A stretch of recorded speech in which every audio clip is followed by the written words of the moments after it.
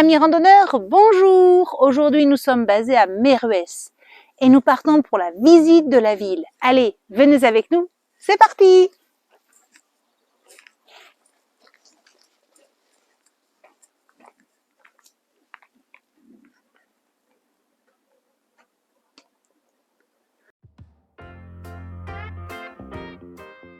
Nous avons laissé Léo sur le parking du gymnase et nous nous dirigeons vers le centre-ville. Meruès est né dès la période romaine, sur une terrasse dominant le confluent de la Jonte avec la Brèze et le Bertuzon. Le nom Meruès dérive-t-il de la position de la cité, Midiis Riviis, au milieu des ruisseaux, ou de la nature des sols, Marogium, lieu marécageux, ou bien d'un propriétaire dénommé Maurus? La question reste ouverte.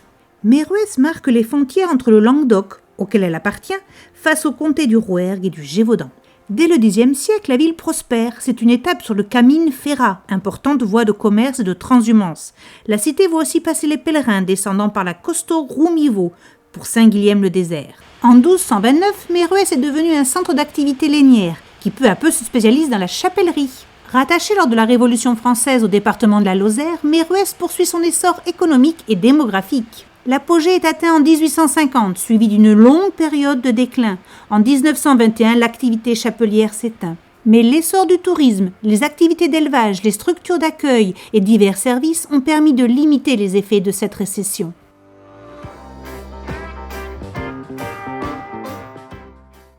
Église et prieuré Saint-Pierre, un modeste prieuré fondé en 1034 par les barons de Meruès, dépend de la grande abbaye de Gélone, à Saint-Guilhem-le-Désert.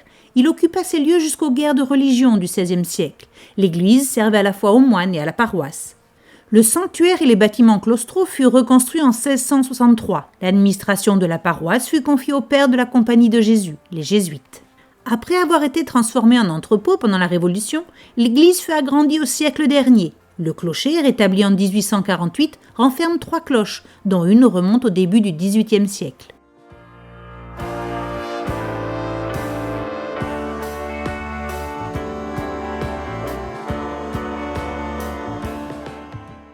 La maison de Thomassie. Avec l'essor du commerce et des fabriques de la cité, les familles riches font construire dès le début du XVIIe siècle de belles demeures. La maison des De Thomassie abritait cette grande famille qui compta parmi les plus influentes de la ville jusque vers 1880.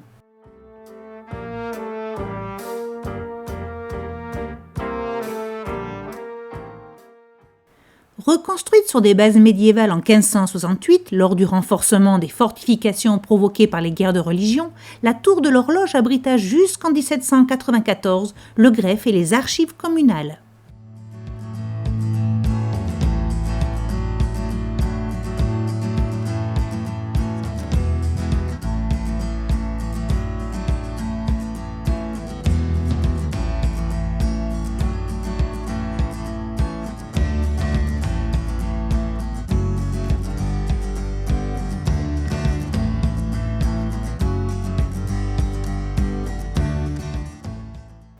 Appelée place Louis XV depuis le XIXe siècle, ou plus traditionnellement, la Placette.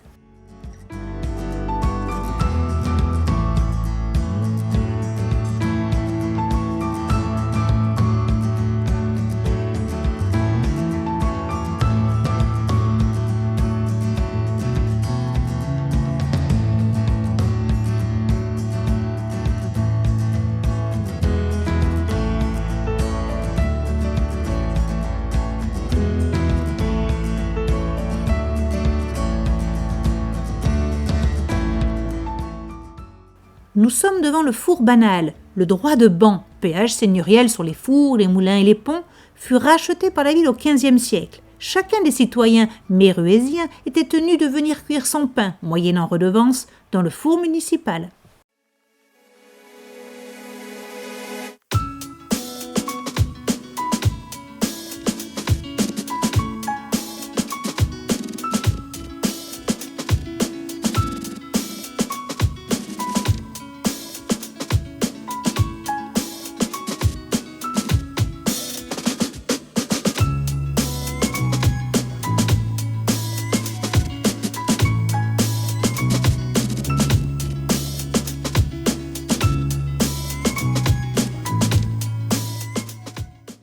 Nous découvrons le rocher du château. C'est vers 80 avant Jésus-Christ que les Romains fondèrent la cité. Au Xe siècle, un castrum se dressait en ce lieu stratégique.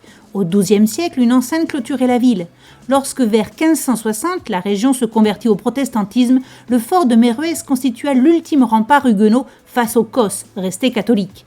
Bien qu'en 1598, l'édit de Nantes ait marqué la fin des guerres de religion, un nouveau soulèvement protestant éclata en Languedoc. En 1629, les troupes huguenotes furent vaincues. Le roi accorda son pardon, mais ordonna la destruction des forteresses protestantes. En 1652, la destruction du château fut achevée. La construction de la chapelle Notre-Dame en 1876 fit disparaître les derniers vestiges de ce fort multiséculaire.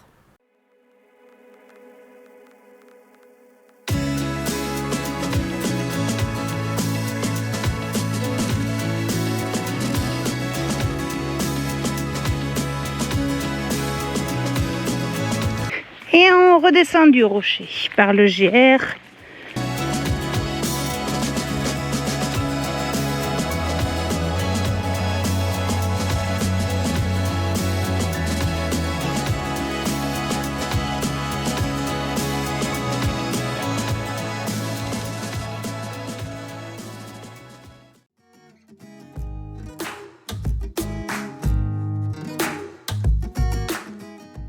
En 1559, les consuls décrètent la Réformation, la réforme protestante, suppression des messes catholiques et saisie des biens de l'Église. En 1568, un temple fut élevé à la place de l'église Saint-Pierre, puis rasé en 1685. Il n'en reste que quelques vestiges.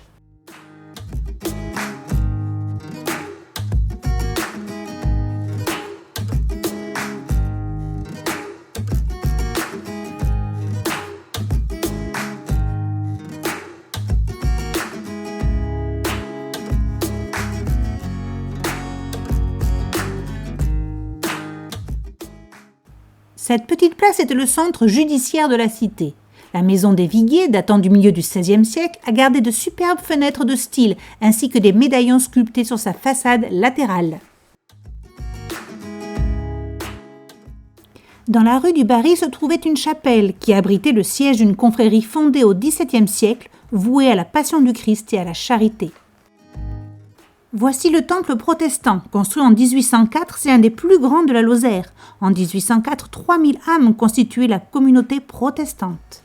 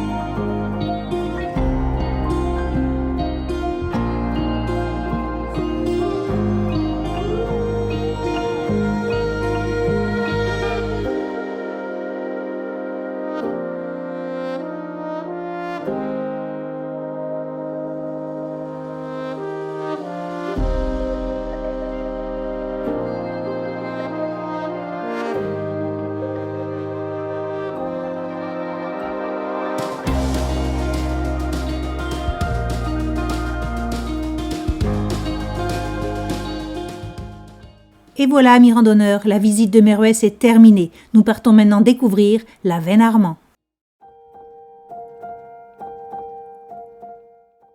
Un aven est un conduit vertical qui s'ouvre en surface sans intervention humaine, une cheminée. Celui-ci restera inexploré pendant des millénaires.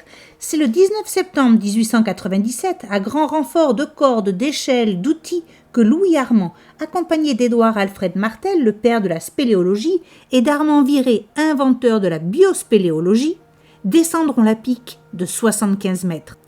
Voici ce qu'ils découvrirent.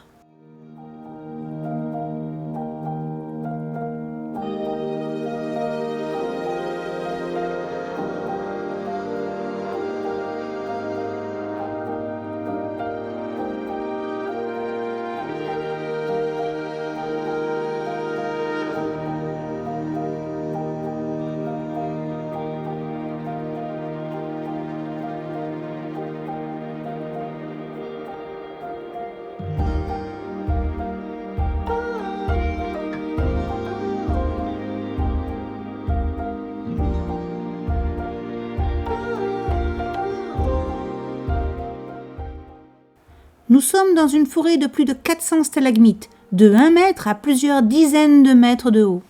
Mais comment se forment-elles? L'eau, par les humus du sol, est chargée de gaz carbonique. Elle acquiert une nature suffisamment acide pour dissoudre le calcaire des fissures. Ainsi, chaque goutte qui arrive au plafond est chargée en calcaire dissous, qui va se précipiter sous forme de cristaux de calcite dans l'atmosphère de cette grande salle.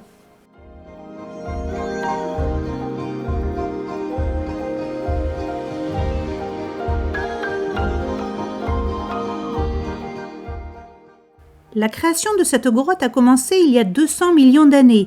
Les cosses calcaires se sont formées au fond de la mer chaude et peu profonde par le dépôt des restes de coraux et d'organismes marins. Il y a 100 millions d'années, elles ont émergé progressivement sous l'effet de formidables poussées, de même que les Alpes et les Pyrénées. Il y a 30 millions d'années, la création de la cavité a commencé, grâce à la dissolution de la roche calcaire par des eaux acides. En pénétrant le calcaire, par des fissures, elle creuse des cavités de taille et de forme variables. Les produits dissous sont évacués par la circulation de l'eau.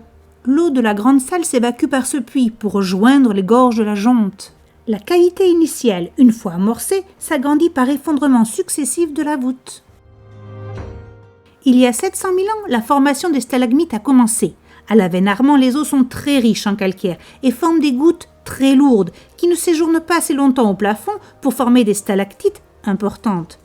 La hauteur exceptionnelle de 45 mètres de la cavité accélère la vitesse de la chute de la goutte.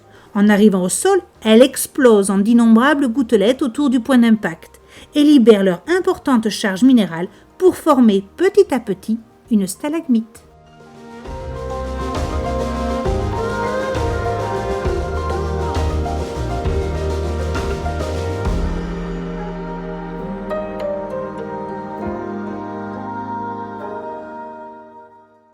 Amis randonneurs, c'est fini. Mais après un peu de repos, je vous donne rendez-vous sur le mont Égual et dans la ville de Florac pour la prochaine vidéo.